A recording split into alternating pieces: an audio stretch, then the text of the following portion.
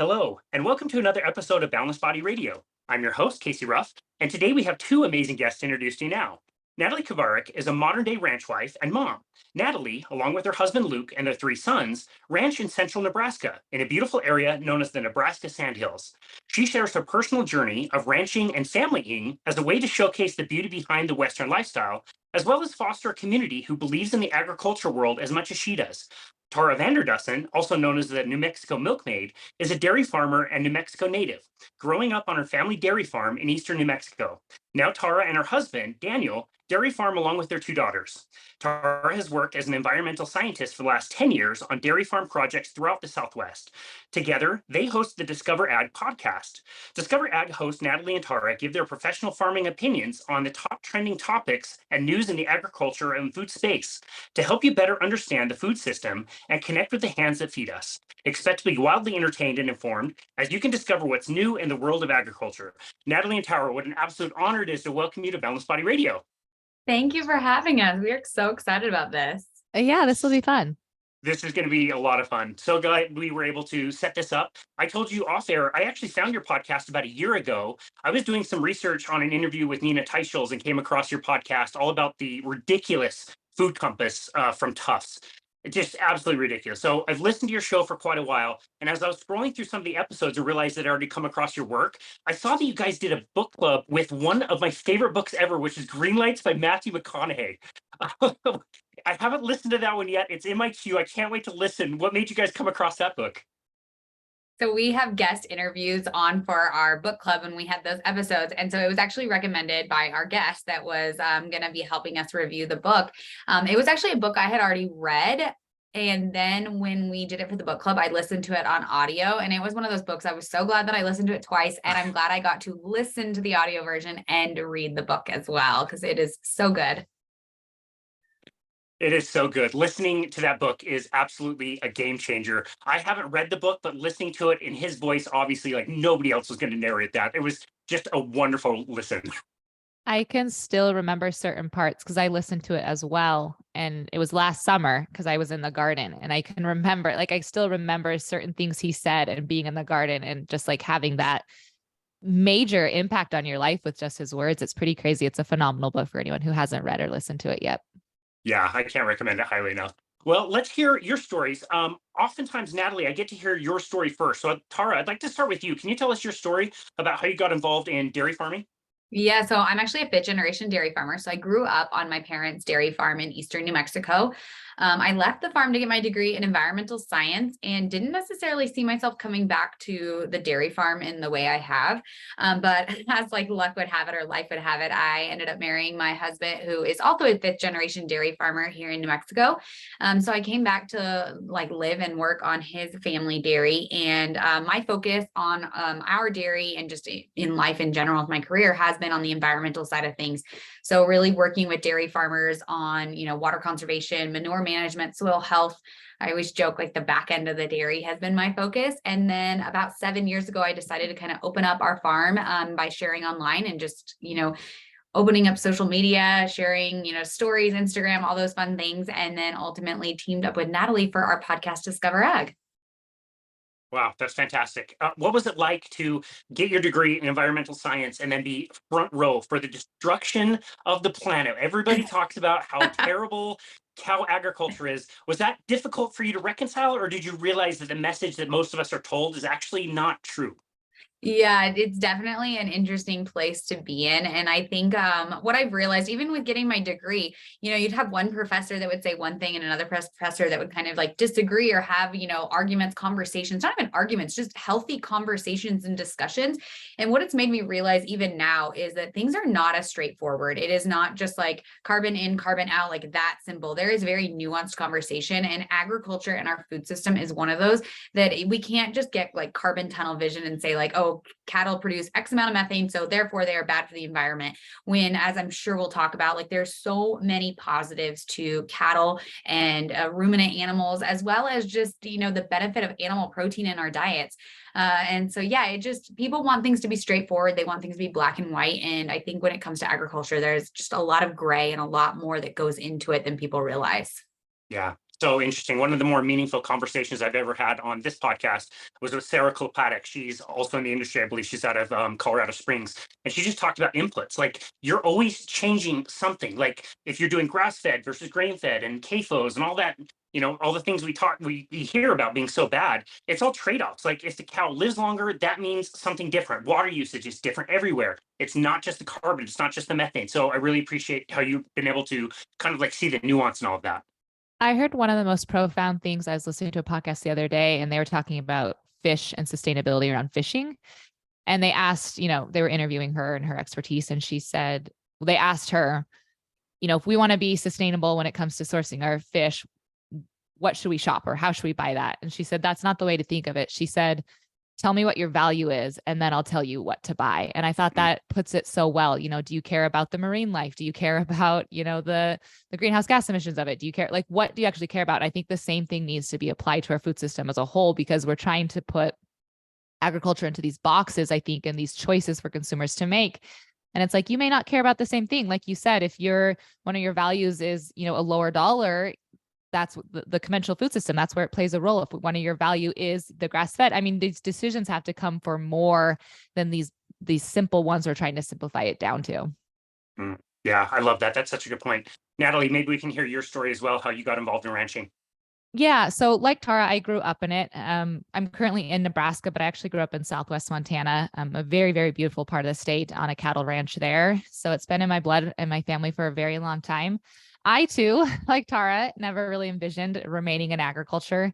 Sometimes you just don't know what you have until you leave. And so I got my degree in pharmacy, and I was living in a bigger city in Montana, and I was practicing pharmacy full time. I was at a hospital and a clinic, and I was very happy with my career. I actually, loved my job as a pharmacist. And I really thought that that's kind of what my path would remain. I was in close proximity to our family ranch, and so I still spent a lot of time out there. I was involved in it, but I never thought I would like marry a rancher. I never thought my income would be tied to agriculture. I just never thought I'd be sharing online about agriculture. I just never could have predicted where I am now. But as Tara said, as life would have it, I ended up meeting and marrying my husband, and he is a Nebraska rancher. And so that's how I ended up down here. And I ended up sharing online for a very different reason than Tara. I actually started a direct-to-consumer beef business with a childhood friend, and that was my first initial introduction to social media beyond it for personal use. I did that for a couple years, and then I decided to pivot and create more of like a social brand around our family, my name, and just kind of ranching in general. And so that's what I have done for the last, 3 to 4 years. And then, like Tara said, that journey kind of led me to her in the creation of our podcast, Discover Ag. That's so interesting. Both of you have such nuanced and interesting backgrounds and how you got to where you are today. Describe what it was like to be a pharmacist, and you're slinging pills at people. Were you commonly seeing people ever like get better, or was it kind of frustrating? The same story you hear from a lot of people in the medical field. Like you got into the business because you wanted to help people, and you're certainly helping people. It's just not the same kind of result that you imagined it would have been. Yeah, so I actually practiced a lot in the hospital setting. And so it's a little bit different than like an outpatient setting for a pharmacy.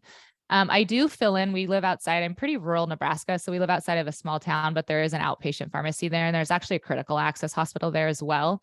And so my exposure to like patient, as well as like, illnesses is a little bit different than you would think of like working at your general Walgreens in like, downtown Manhattan. But it is interesting. I think one thing I took away from pharmacy is, for as important as health is for people, for our bodies, we are very lackadaisical about it as a society. I cannot even count how many times, someone would come in for a prescription and it would be new, and you'd be like, do you have questions? Do you have concerns? Do you want to go over anything? And they're like, nope. And they're out the door. And so, I mean, on one hand, maybe it's like trust in our medical system or their doctor or that pharmacy in general, the pharmacist. But on the other hand, I do feel like people it's an area that, for as important as it is, we just don't put as much like focus, attention, curiosity into it as I think we should. Yeah, that's a really good point. So how did the two of you meet and decide that it would be best to work together? Yeah, that's one of my favorite questions for us. And it's kind of funny. I always joke that it's like classic millennials. We met online on social media. And now, like we're like business partners and great friends.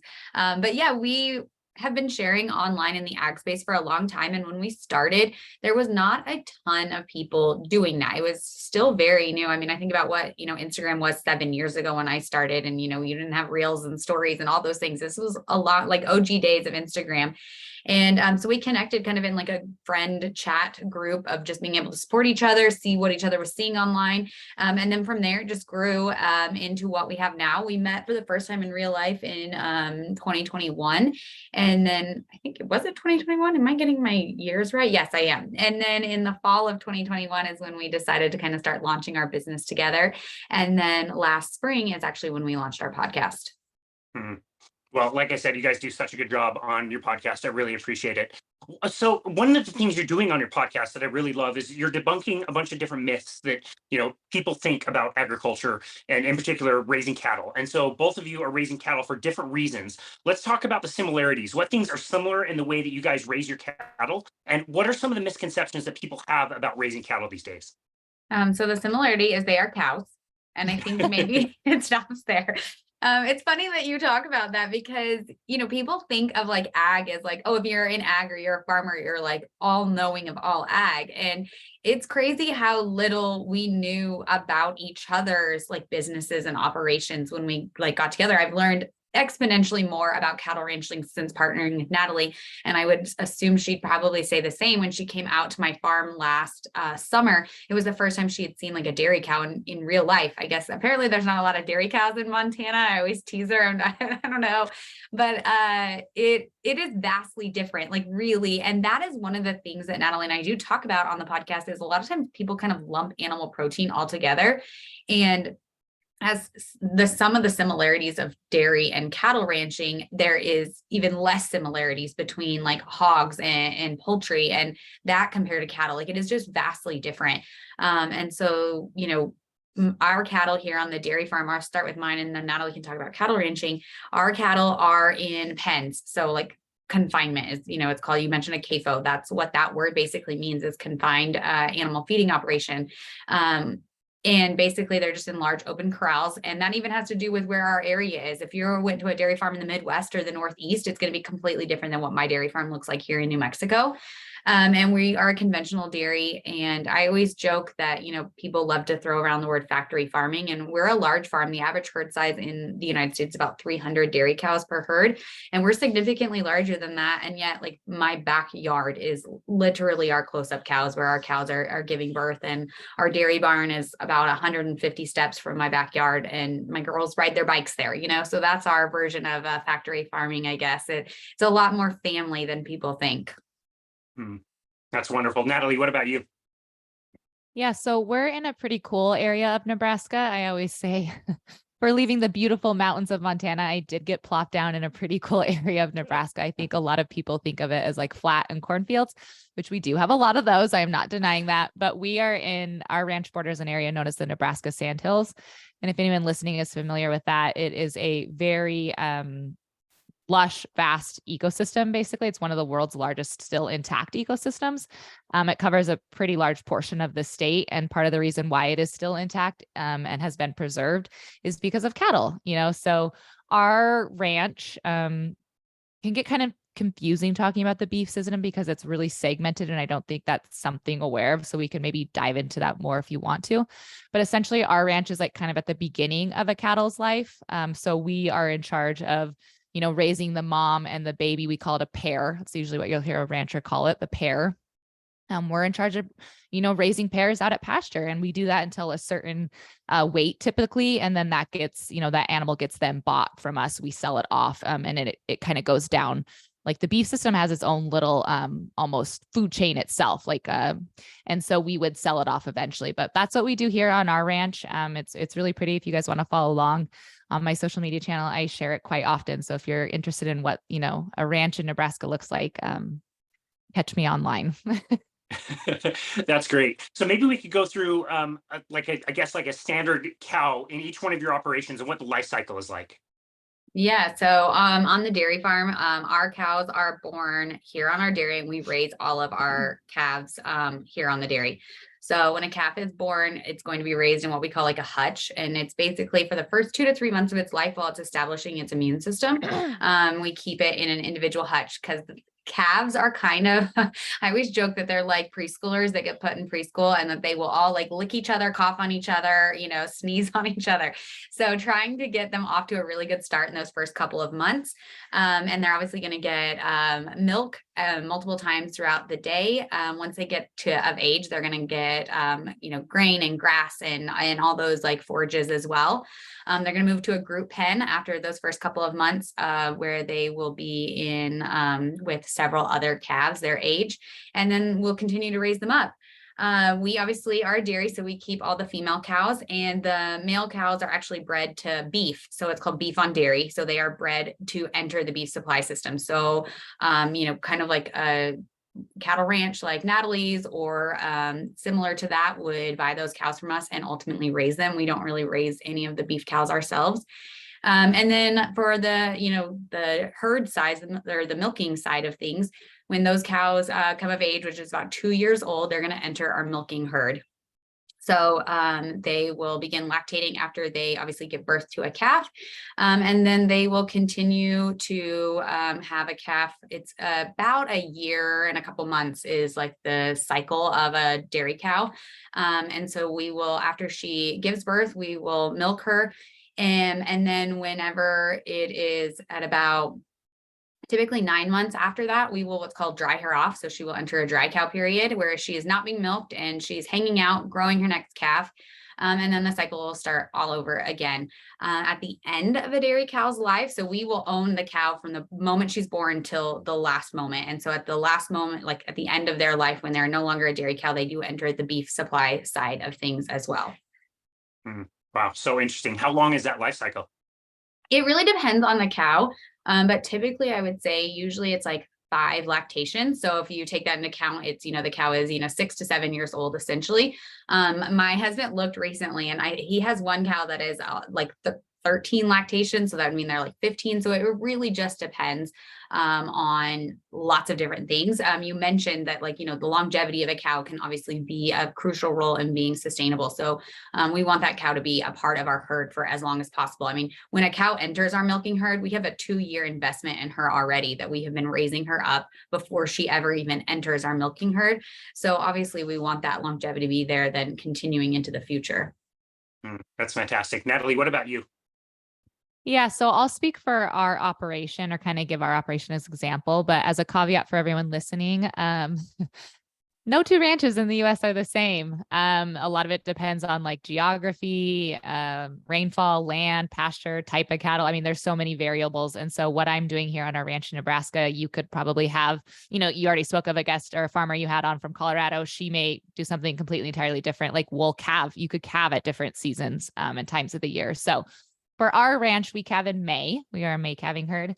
And then, like I said, we'll have the mom and the baby stay together. So they're actually out on pasture for all the way until we're lucky enough here in Nebraska that we can graze corn stalks, which isn't something a lot of people are aware of, but that's a really good forage for cattle. And then it's obviously beneficial for the farmer because they have an animal out grazing on that land. And so it's a really great integrative system of plant and animal like things should be.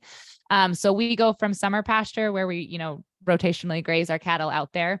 We'll put them onto corn stalks together. And then about December is when what's called weaning for a ranch. And that is when you separate the mama and the baby from each other. At that point, it's almost like a teenage age for the calf. I mean, they're definitely ready to be away from their mother. And I think the mother is ready for them to be, off of them milking. And so we wean around December. And then we'll keep that calf again for a few months, finish feeding it. And then that's what we will sell off. And then the cycle just kind of starts all over again. That's fantastic. It was really interesting to learning about the mothers and the calves from each of you on listening to one of your recent episodes. It sounds like the moms in the dairy farm don't really stick with the calves very much. And it sounds like it's almost harder to detach them in your operation, Natalie. Yeah. And that is one thing that, a dairy industry does get hit hard for that. And Tara can kind of talk about why those regulations are in place. And they do that because it really is actually for the safety of the calf and then like the health of the mother as well. But that's one thing, like sometimes when I was sharing about calving, I would get some people commenting about why isn't it the calf with the mother or all these things? And so I do think there's this overlap in just general awareness of how different things are within the agriculture industry. But yeah, beef cattle, the calves stay with their moms for quite a while. Yeah, it's interesting. Online, it gets a lot of confusion between dairy and beef in that way. I've seen videos online of a beef cow, and if you take away a beef cow's calf, she will like bellow and be more aggressive, and that is bred into a beef cow. And then they'll be like, oh, this is a dairy farm, and you're like, that is not a dairy farm, that's actually a cattle ranch, and it's completely different. Yes, they're both cows, but they are such different animals. Dairy cows have just been bred for different things than cattle ranching, for cattle that are going to be out on pasture. My brother actually made the transition from dairy farming to cattle ranching a few years ago, and he laughs at like what he could put his beef cows out on. If he put a dairy cow, like they wouldn't make it a week, that it's just, they're not very hardy animals. And so one of the things that with that breeding is they do not always make the best mothers. They will often have a calf, get up, leave the calf, and that's it. Like they just don't have a lot of interest. And so it's just a very different world. The other cows in the pen will often like rush to the calf, and so the calf can end up getting hurt. And so there's a lot that goes into it, and it's just they're very bred very differently. And then obviously we take a lot of pride in caring for our calves. There's a ton that goes into raising our calves. They're the future of our herd. And so making sure that they have, a really healthy start is crucial for us on the dairy. Yeah. It's so interesting. We'll talk about ethics here in a little bit, but I think people have this idea that if you're going to raise cows, either for dairy or for beef production, you think that the people running the ranches don't care about animals. And you start to talk to these ranchers and you learn like, no, they like the kids play with them. They have names, like they really care for their animals, regardless of whether they're in, the most ideal, quote unquote, grass fed, whatever situation that we think is really idyllic. And again, there's so much nuance to that. But it seems to me across the board, everybody loves the animals and cares for them immensely. Yeah, we had Natalie's husband, Luke, on the podcast, and so she can jump in here, but he gave such a great quote that was just like, you get into this industry because you genuinely care for animals. Like caring for animals at farmer ranchers' core is like what they believe in. Yeah, I was going to say agriculture and farming is actually a really stressful industry. We carry one of the highest suicide rates. And so you're not entering into ranching and farming for like a cush lifestyle or, some of the like a high return on your investment, some of these things you can enter into businesses for.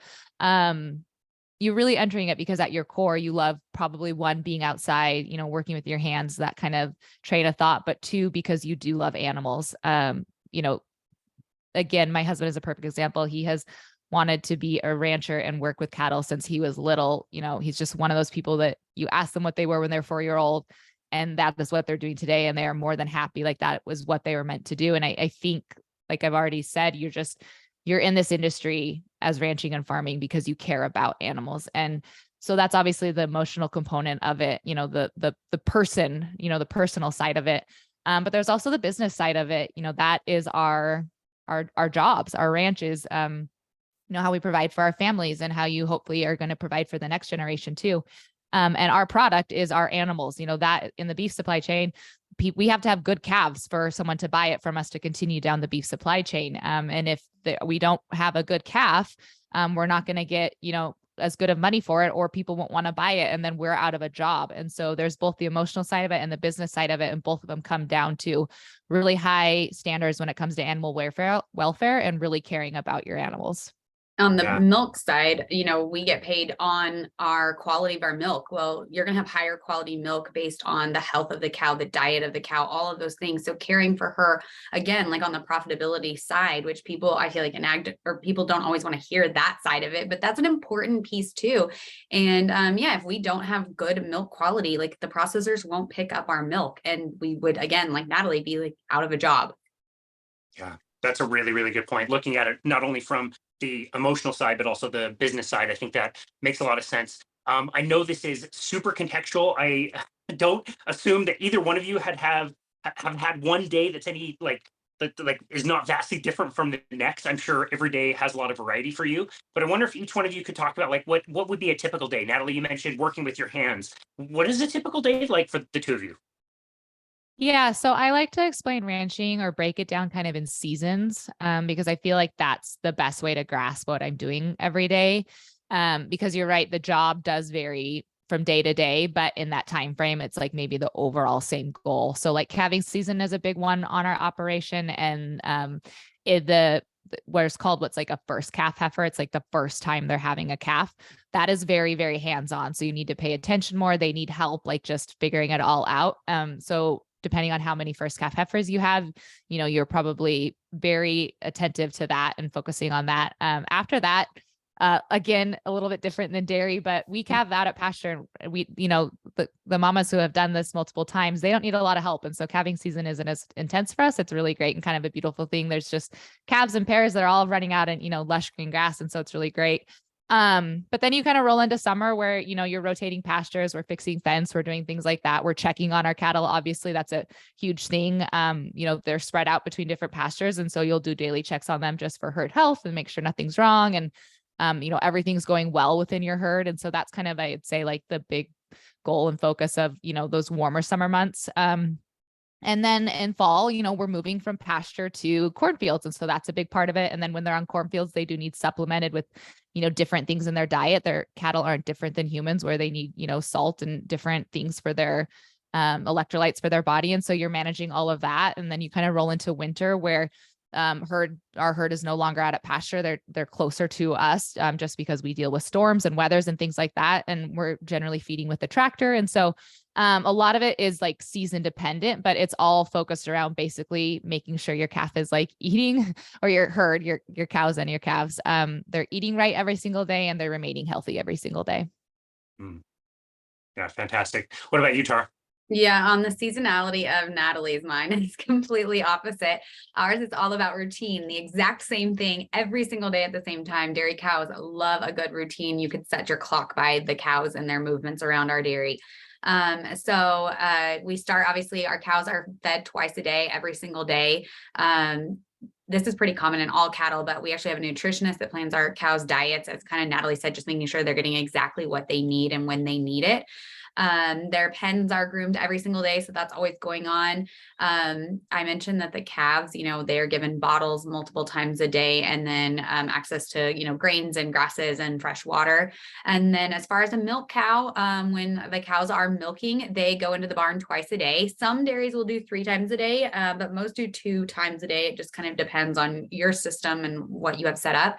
And the cows are milked for about 8 minutes each time. So it's about just over 15 minutes a day that they spend actually being milked in the barn. And then the rest of the time they are out in their corrals, hopefully chewing their cud, just relaxing. I mean, that's like the sign when you pull up to the dairy and you can see cows in the back of the pen just chewing their cud. It's a sign of just like a really content herd, healthy herd, that they're just hanging out, relaxing. And then on the calving side, so Natalie mentioned like seasons. We do not have seasons. We calve almost the same every single day. We calve between 15 and 20 calves on our main dairy every single day, pretty much without fail. You have a spring flush sometimes where it's a little bit more in that perfect ideal weather where the cows want to calve, but pretty consistent overall. And then actually one similarity that Natalie mentioned, those first time heifers, we keep them, actually they're as close to my house as you can get, because you want to be able to keep an eye on them. They're really close to the barn so that, employees as they're milking can keep an eye on them. We try not to engage at all unless they need help. And that goes the same for then second lactation, third lactation, those older cows. Typically, they don't need a ton of help, but it's just kind of one of the things you want to keep an eye on them. And then similar to weather, if it's a really hot day or a really cold day, we go out there and get the calf in as quickly as possible. If it's cold, a lot of times they'll get a warm bath, get dried off, and get them under a heat lamp.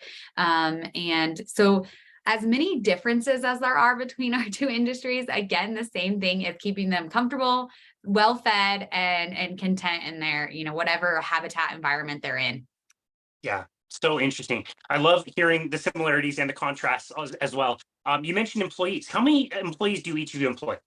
This is a big difference actually between our 2.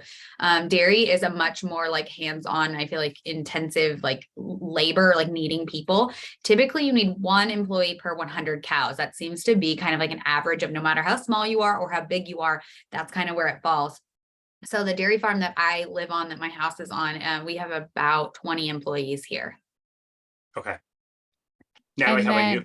Yeah. And I'm actually going to answer this question and then also weave it into the train of thought around factory farming, because the average herd size for beef cattle in the US is 43. So it's actually really small, a lot smaller than most people will think. And our ranch is much larger than that. We're well into the multiple hundreds. And it is just my husband and I, and then we have one full-time employee, and then we have brought on a summer intern. So one, vastly different than like Tara said, we are managing, multiple hundred cattle with just, a few people, less than 5, but I think it goes to show that, factory farming is maybe painted a little bit differently than most people would be aware of it. Yeah, definitely. It definitely is. Okay, so I think we're all mutual fans of Jane Reese Buxton. She's the author of The Great Plant-Based Con, wonderful book where she goes into the kind of the plant-based movement. And I really love the way she structures the arguments against the plant-based movement in particular. So there's one bucket that's all about like nutrition and this idea that we have that meat is bad for you, vegetables and grains and fruits are all really good for you. She talks about that, and that's one bucket. The second bucket might be, ethical concerns and the concerns about the environment, and third might be like planetary health. And she sets those up differently, and I love the way she does that, because otherwise the arguments with people who are not into raising meat and consuming meat, the argument tends to like jump around a lot. So I'd like to start with the first bucket and just talk about nutrition. Where on earth did we get this idea that's actually relatively new that meat is bad for our health? Yeah, that's such a good question. It's so wild. Like sometimes I'm like, how are we here? Like, how are we at this point that we think milk and meat, like beef and whole dairy, are bad for us? Like when you really look at it, like both Natalie and I are pretty big advocates of like a whole foods diet, like incorporating, just whole foods. If you can just get to the source of the food, you're doing pretty well as a starting point. And so how did we get to this idea that, a plant-based burger with 25 ingredients is somehow going to be superior from a health and a sustainability standpoint? How on earth are we there? And so it is a wild place in the nutrition landscape right now. Yeah, I So don't strange. exactly know how we got off, so far off train either, but I do think we maybe actually hit, hopefully, like the climax point of that. I was just listening to a wellness podcast this morning that I feel like is pretty mainstream. She lives in LA, like very typical millennial wellness. And they were actually talking about the importance of protein in the diet, especially for women. And it was really refreshing to hear that. I don't think we've gotten to the point in society where we're back, to the point of maybe comparing animal versus plant protein. But I do think there's kind of a growing movement and awareness around the importance of protein again. And I think we're kind of circling back around. I don't know where we got off train and thought there for a while, but I feel like on social media, it was like kind of the trending thing to do, vegan, plant, yoga, like that whole lifestyle. It's cleaner, it's better, it's leaner, it's prettier, all of that. But I think we're coming back around, which is a good sign for us as a society. Yeah, I think so too. Sometimes that pendulum just has to swing, and it's got to go so far one way that it goes the other direction. If anybody has any questions about this, you guys just interviewed Vinnie Tortorich, who's made a few different movies that I absolutely love. I have offered to pay anybody. I will recompensate you to listen to these. If you buy these on Amazon, I will pay you back. I will Venmo you. They're that important. And the last one he made was Beyond Impossible, which is all about this fake meat push, which hopefully is dying down. Obviously, their stocks are tumbling, but the idea that like we could make something and produce something that comes from China that would be like way better than something we've already had and have been consuming for millions of years is so ridiculous. Yeah, that we are doing a summer debunking series on Discover Ag podcast. And we've been pairing a, I guess, Netflix anti-animal ag video with a positive. And so we paired Game Changers and we brought on a registered dietitian, which is actually something completely lacking from the conversation in the Game Changers. I don't even have our RD on to talk about the nutrition side of things. And then we brought on Vinny to highlight Beyond Impossible. And yeah, I mean, I joke that he comes out swinging in that movie because he really just like tackles all of these myths associated. And a big one that I have found is it seems like when people are eating plant-based, they think they are like supporting like small local farms and that it's like a whole plant approach to food. And that's really not the case when you look at these big, huge, agri-food systems that are really behind, the Beyond Burger and Impossible Burger or whatever, all of those different food systems. It's not quite what people think when I think they have this idealistic idea of like, kind of like Natalie said, this wellness, yoga, plant-based like movement. Yeah, Vinny made such a good point in the episode you guys did with him, that I've heard Lee or Keith make before, which is like you think in your brain that like a vegan or plant-based diet is just salad and vegetables, and it's absolutely not. It's a bunch of processed crap. You can't live just on vegetables and salad. You're going to be very hungry, and when you're hungry, you're going to be eating a lot of processed food, a lot of seed oils, and a lot of refined grains, and not a lot of people consider that. Yes. One of the things that, we talk about is if everyone in the United States went vegan, they would only reduce their carbon footprint by 2.6%. And I've even seen that even disputed a little bit by the time you have additional fertilizers and all the other benefits from cattle. But is that 2.6% worth the nutrition that we're giving up as far as, increased calorie intake, lacking in a lot of micronutrients? I mean, I think there's one thing we can agree on is that like in this country, we do not need more calories. We need more nutrient dense food. So the idea of cutting entire food groups that are really nutrient dense in all, not just protein, we love to talk about protein, but the micronutrient level of what, that animal protein offers, is that really worth the trade-off there? Like at our risk of our health, it does not seem worth it to me. Yeah, that's such a good point. Maybe now would be a good time to talk about planetary health. We hear a lot of myths. You guys are talking about debunking myths, and there's plenty to debunk here. Tell us about the ideas behind why we think animal agriculture, particularly cows, is so harmful and what the actual true story is. Yeah, I think they get painted so poorly in society right now because of methane and carbon. And that's really the focus on it. It's like we need to cut down those numbers, planet's warming up and it's all because of cows and the methane they emit. And there's so many different avenues we could go from this conversation. I mean, you can even get into comparing like the methane cattle produced compared to, the methane landfills produced compared to like termites and rice. And, there's a lot of other things that are methane emitting on our planet besides just cattle. And so, there's that argument to it.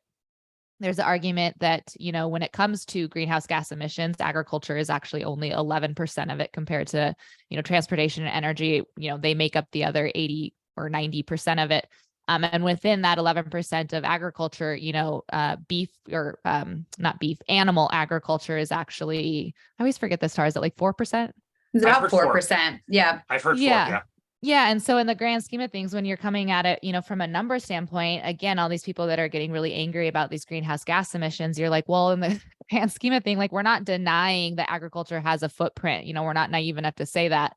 But, do we have bigger fish to fry? Are there other things we could be doing that would have more of an impact, curbing them? Because I think, again, at the end of the day, we also forget that like food production is, required to eat and survive as humans. And so Tara and I actually have this question a lot on our podcast is, the hypothetical, like what is the accepted number for an industry that like feeds us, clothes us, and provides fuel, for 330 million people and then 9 billion global, like what, I feel like 14% globally is like not a bad number. And within the US, I feel like we're doing pretty good, and agriculture is always like striving. We're setting pretty, large sustainability goals. And so we're always working for improvements. And so I think there like has to be conversation around that as well. And then the other thing I think people don't talk about because they're so focused on like cutting down methane and cutting down carbon, it's like, no one is talking about the good things, that cattle do at the environment as well. My ranch, again, I already talked about, it's an amazing example of maintaining grasslands. Like we need ruminant animals out there. There's actually 5 principles to soil health, and a grazing animal is one of them. And if we want to talk about, cutting down carbon and removing carbon from our environment, it's going to be coming from our soils. So the best thing we can do to take care of our soils is to have, increase that organic matter and have animals be a part of it. And so I think there's a lot of conversation lacking about what it would actually look like if we removed animal agriculture, because it wouldn't, in my opinion, and I think it's a pretty opinion rooted in science and facts, it would not be a more sustainable option. Yeah, agreed. Tara, do you have anything to add to that? Yeah, I think that Natalie said there's so many different ways that this conversation could go, but we've been seeing a big trend around the world that we've been covering on the podcast about people wanting to cull cows, so essentially remove cows in different countries. And one of my issues with that is if the demand is still there, which it is, like demand for dairy is higher than it's ever been. Consumption of dairy is higher than it ever has been. So if we cull cows in a country that is really making strides in being more efficient, improving technology, improving genetics and breeding and all of these things, and we remove it, but the demand's there, we're just going to move those emissions to someplace else. That, it's leakage essentially that we're going to be, and then we may even be increasing emissions because we're moving them to another country where they may not have the genetics and the opportunities that we have, and are maybe, a couple of decades behind us and still improving. And so all we've done is just move emissions around the world, and we're not actually solving any problems there.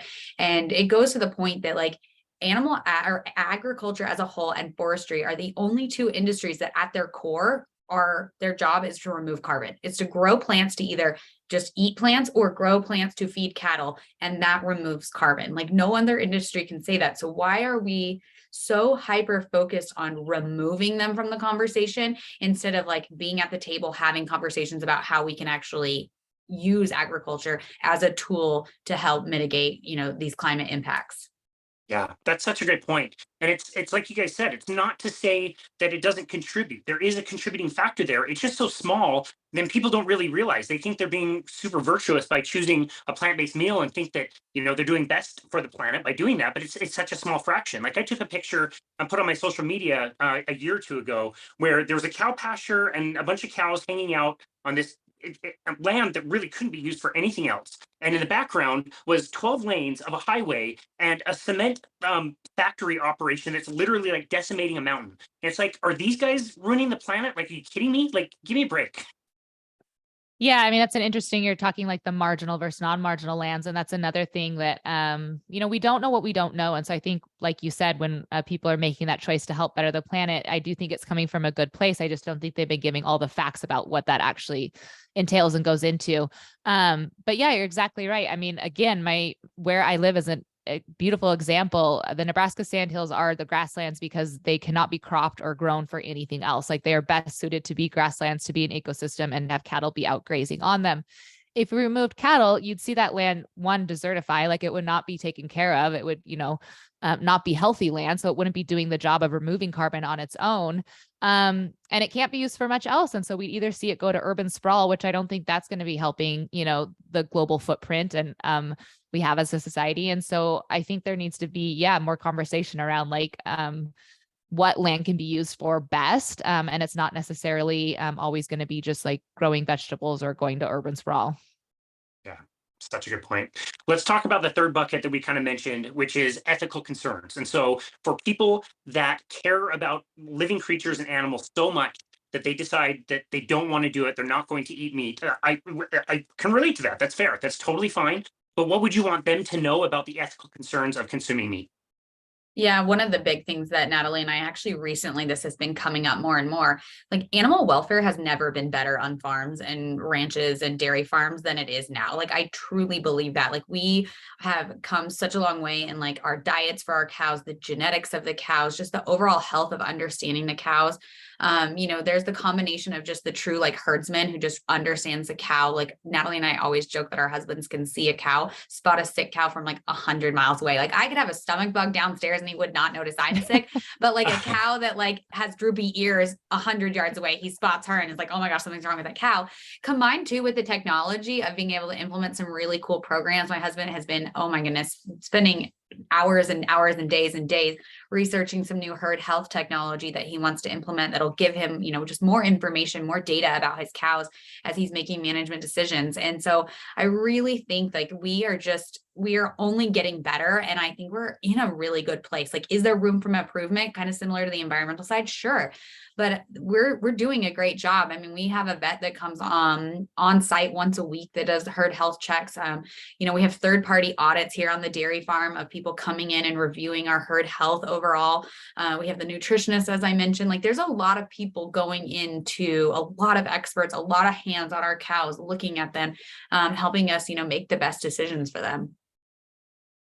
Yeah. And I would kind of answer this too. It's hard because it kind of goes back to what I said earlier when I was giving the fisherwoman example where I kind of want to know, what's your issue? Is it you don't like seeing a cow in a lot and not on grass? And then let's have the discussion of what that actually looks like. Does it mean anything for the animal? I think people have problems with feedlots because they see animals grouped together all the time. I'm cows are herd animals. We could have our cattle out in how many 100-acre pasture, whatever it is. And I'll drive by and I'll see all of them lumped together in the corner, like right on top of each other, you know? So sometimes I have to know like what your issue with animal welfare and care is to like have that conversation. But as Tara said, you know, I am proud to be a rancher. I do not deny that there are probably bad apples within our industry, as there is in every single industry. But by far, you know, I'm proud of the way my family raises cattle. I'm proud of the way we raise cattle. I'm proud of the way our neighbors raise cattle. Like I'm proud of our US beef system. And then the other thing I'll add to this conversation is, and it's kind of a trickier one, but I think people have this idea sometimes that like nature is kind, and that if we weren't, you know, using these animals for ourselves, that they just be living these great lives out at nature, like frolicking at pasture. And that is not the case at all. I was actually listening to a really interesting podcast between two hunters, and they were talking about what happens to animals, like if we, you know, for people who are against hunting. And they talked about how there'll obviously be like predatory attacks. And that's not like a clean, simple death, you know, like they were talking about a caribou or an elk, maybe it was, I don't remember. But like if that gets attacked by a wolf, it could be like a 5 to 7 day drawn out, very slow, painful death, you know, like that's not neat and tidy either. They talked about how sometimes the older the animal gets, they'll just lose their teeth and then they actually like starve to death. And that's obviously also a very slow, painful death. They talked about like herds moving and having to cross like rivers, and like some will drown and get lost behind. And so I think there has to also be more realistic conversation about, you know, what animals out in the wild looks like, what an animal's life is intended to be. And then, yeah, like our cattle are cared for really well up until they have one bad day, but it is pretty quick, painless, and done for a lot differently. Again, stark contrast to the one that just got attacked by the wolf and is, you know, slowly dying out at pasture. That's such a good point. A fresh season of Our Planet just dropped on Netflix, by the way. I think it was season 2, and they had 4 episodes, which my wife and I binged. And yeah, they would end episodes on like brutal things in nature. They wouldn't even have like a feel good story at the end. Like it's pretty rough out there. And I don't think people take enough consideration to think about, like, when they're buying, you know, monocrop products, what happens to the land where the monocrop is being grown. This isn't growing in the wild. You have to nuke everything, then keep everything but that one plant killed. And then as you're harvesting your, you know, whatever you are growing, corn or rice or wheat or whatever, you have to then drive a combine and kill everything. It's brutal. And so just because you're choosing a plant-based diet doesn't mean there isn't blood on all of our hands. We all need to be considering all of that when we're thinking about how to make our food choices. Yeah, our ranch, we actually work with our local NRCS to put in like butterfly habitats. And ranchers were looking to do like things for like, you know, wildlife, to work with them, and like, you know, birds and things like that. And that's actually like one of the best signs of like you're doing really good as a rancher, is when you have like diverse plant growth as well as like diverse animals on your operation. So yeah, if you want to like get in again to the weeds in the conversation of like, overall, like, yes, maybe one animal has to die at the end of like if you're eating beef, a cattle rancher's life, but overall we're providing a really great ecosystem for other animals to like survive and flourish too. And I'm definitely of that train of thought of like, you know, life, there's just circles of life, and you know, animals play a role, humans play a role, and it's just like a big evolving circle, I guess.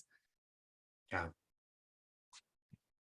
Yeah, I think one of the sorry. things that Natalie and we interviewed someone, and there was a really great quote that food is the only like area expertise that people put science and emotion on the same playing field, that people just bring a lot of emotion to the conversation. And, you know, you mentioned it, it's a hard conversation to have. If somebody believes like we should not be killing like animals for food, it's hard to really have a scientific conversation about that. Or you can show them all the facts and data about, you know, our herd health and all of these different things. And so that obviously it's a difficult conversation to have. And I think that's, you know, where we end up sometimes, of not being able to change people's minds or even have like productive conversations, because there's just so much emotion rooted in that conversation for that person. Yeah, we're advocates of the carnivore diet, and it's hard for us to talk about and wrestle with these kinds of things. We love animals. We love all the animals and the, you know, our pets and the cows. And I don't know any other carnivore advocates out there that really hate animals and ethically, you know, choose to eat the way they eat because of that. I do have to ask, since we're talking about ethics, the difference between conventional meat and what people would consider like quote unquote high quality grass fed, grass finished. I have bought meat from a rancher who was not local to me, but in a state local to me. And I bought meat from the grocery store in like the least expensive way that I can find it. I've done both. Where do you guys land on the difference between what we would consider the highest quality quote unquote meat versus whatever we can get at the local grocery store? Again, it's kind of like, tell me what you care about most, and I'll tell you which way to shop. I'm happy to hear you do both because I want people to feel good about doing both. I will say that like a couple of, I guess, like points to clear people up if they maybe have questions about like big differences or why they would choose one over the other. I always say that if you are concerned or it is important to you to support like US farming and ranching, the best is going to be to try and do direct to consumer. Because we're kind of at like a goofy place in US labeling right now, where even if it says product of the USA on meat labeling, it does not necessarily mean it is animals from the US, unfortunately. And so that is like confusing for consumers. So if you really care about like supporting ranching and farming within the US and want to do that directly, like direct to consumer is really good. I will also say that one big difference between like grocery store beef and direct to consumer beef is the hamburger, like the ground products. So fortunately, like we have a grading system within the beef industry, right? So you have prime, choice, and select. And so prime across the board is going to be prime, whether you got it at the grocery store, whether you got it from a direct to consumer. I mean, it's graded prime. It's going to be prime. So your whole cuts, I don't necessarily think there's going to be a lot of difference. But there is a big difference on your grounded product, because if you ordered, again, direct from that rancher, all of that hamburger would be from that one cow. Whereas hamburger you're getting at the grocery store is usually a blended product. So it is a whole bunch of different animals coming together. Oftentimes it's also imported beef. We import a lot of our lean beef. That's actually what we import most, is lean beef, because we put that into our grounded hamburger we raise in the US, so that we get those percentages that people want, like that, whether it's 20/80 or 30/70, whatever it is. So if you don't like that idea and you want a whole animal, you want to know which animal it was, who raised it, again, direct to consumer is best. So there's just there is a lot of, I guess, differences, but at the end of it, I do think you're getting like a whole nutritious product. And so you can feel good about doing either or. Really love that. Okay, so you guys started this project, you're sharing your message. How are you both feeling now that you've been putting this out for a while? Are you feeling optimistic that things are changing? And like we talked about earlier, maybe the tide is turning or the pendulum is swinging? Or do you still feel like we've got a very long way to go as far as clearing up the confusion and dispelling the myths in the animal agriculture industry?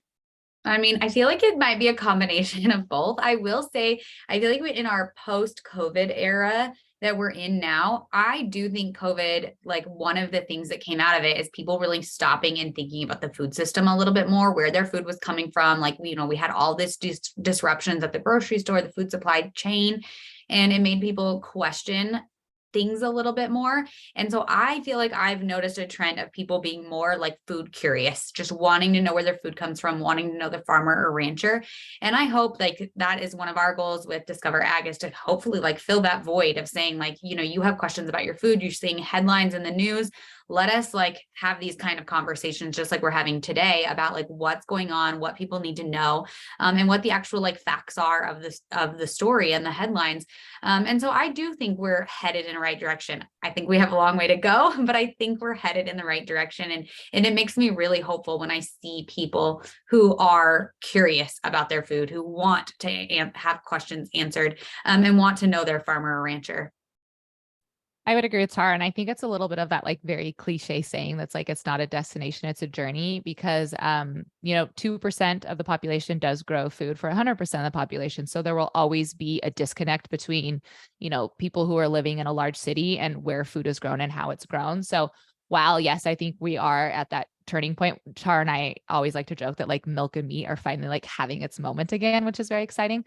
But I think we'll forever be in this place where there will be continued need for, relationships and connection, because we're always going to be removed from as a society, will always be removed from how our food is grown. And so there will always be a place for questions, concerns to enter, right? When there's a large gap, that's where confusion and emotion and all of that stuff enters into play. So as long as we are a society that is removed from growing our own food, there will always be a need, to better understand it. Well, Natalie and Tara, you guys are wonderful examples of people who are getting that message out there and are making it very easy and accessible for people. And so I'm with you. I think we've got a long way to go, but I am optimistic that the conversation is changing and people are starting to ask more questions, which is really wonderful. Both of you have wonderful stories. And again, I think it's one thing to live the ranching lifestyle. It's another thing to try to make it accessible and share with people all over the world, which is what you're doing, which I think is amazing. Tell people where they can go to find you, to connect with you and your work. Yeah, thank you so much. This has been amazing. You can connect with us both. Obviously, if you are listening to this, you're a podcast person. So we would love to have you guys over on the Discover Ag podcast. And then we both share on social media. So I share at my personal, it's just my name at Tara Vander Dussen, and you're going to see a lot of dairy farming there. And then I share on my personal, which is my name as well, Natalie Kovarik, and you get a lot of cattle out at pasture and ranching there. That is fantastic. We will definitely link to that in the show notes and look forward to seeing lots of great content from you guys. Thank you so very much for taking the time out of your very, very busy ranching lifestyles to have a conversation that I think more people need to hear and understand. That the messaging, in the mainstream is just gotten so ridiculous and out of control. And I think bringing it back into a more balanced view is really important. You guys are a big part of that. So thank you so very much for everything you do. And thank you for taking time to be on our show today. We really appreciate you. Thank you for welcoming us to your community and giving us a platform to share our voice and stories. So we appreciate it. Absolutely. And this has been another episode of Boundless Body Radio.